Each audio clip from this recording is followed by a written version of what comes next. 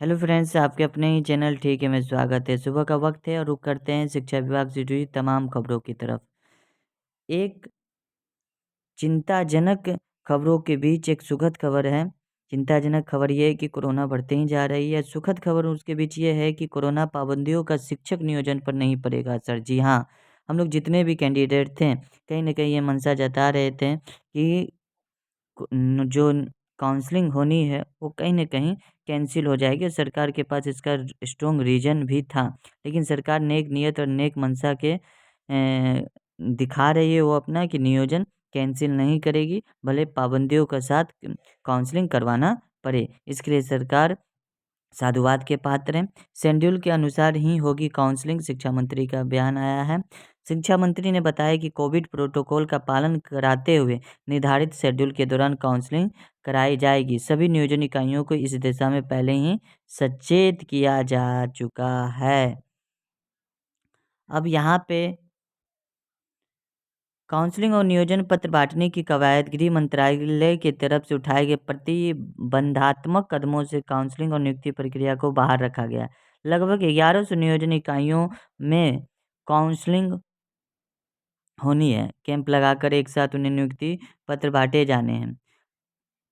25 फरवरी को ये काम होना है तय है। माध्यमिक और उच्च माध्यमिक विद्यालयों के लिए शिक्षकों के चयन की नियोजन प्रक्रिया 10 जनवरी से 18 जनवरी तक पूरी होनी है। 18 जनवरी को नियुक्ति पत्र बांटे जाने हैं। हालांकि विजय चौधरी ने साफ कर दिया कि अगर वर्तमान उपायों से कोविड पर नियंत्रण नहीं हुआ तो समय आने पर जरूरी कदम उठाए जाएंगे। फिलहाल नियोजन प्रक्रिया जो है प्रतिबंधात्मक कदमों से बाधित नहीं है। इधर नई नियोजन इकाइयों के गठन की प्रक्रिया अंतिम दौर में है। उन्हीं नियोजन इकाइयों को नियोजन प्रक्रिया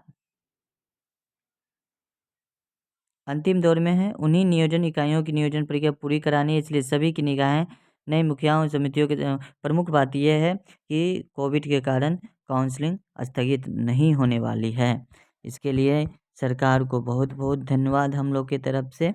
और यहाँ पे कहा जा रहा है कि सेकेंडरी का जो काउंसलिंग डेट आने वाली थी, शायद उस पे इसका बहुत बड़ा प्रभाव पड़े, शायद पोस्टपोन हो जाए, शायद जो शेड्यूल तैयार की हो सरकार अभी गुप्त रखे।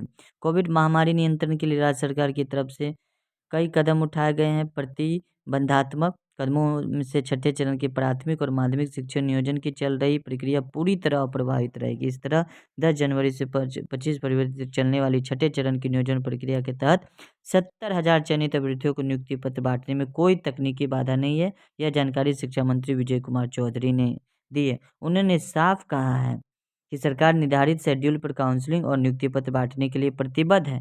फिलहाल शिक्षण नियोजन प्रक्रिया के अंतिम चक्र में प्रस्तावित 12,000 पदों के लिए होने वाली काउंसलिंग अछूती रहेगी। तो मुख्य बातें यही है, खुशखबरी बातें यही है कि काउंसलिंग की डेट स्थगित नहीं हुई है। नेक्स्ट खबर के बारे में बात करें, बिहार सरकार में शिक्षक बहाली हो बिहार में और फर्जीवाड़ा न हो, ये शायद दो बात हो जाएगी। निगरानी को नियोजन इकाइयाँ नहीं दे रही है दस्तावेज।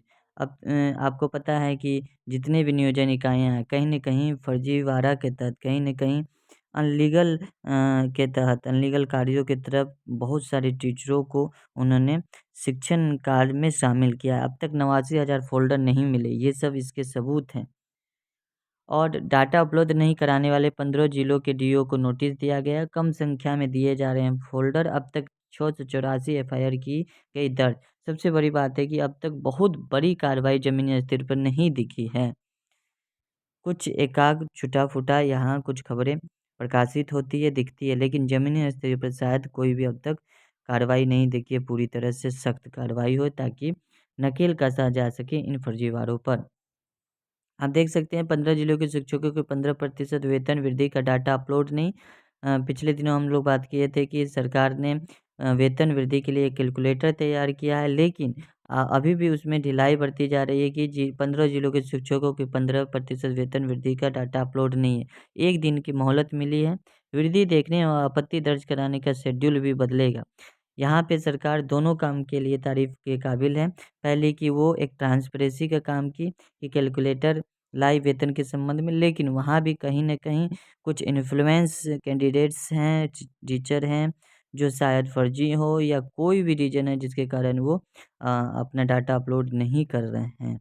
और दूसरा है कि वो इतने कोरोना के बीच भी अगर काउंसलिंग करा रहे हैं तो वह साधुवाद के पात्र हैं। इसके लिए सरकार को दिल से धन्यवाद। यूँ ही नेक मंशा, नेक नीयत के साथ नियुक्ति पत्र हाथों में दे दें।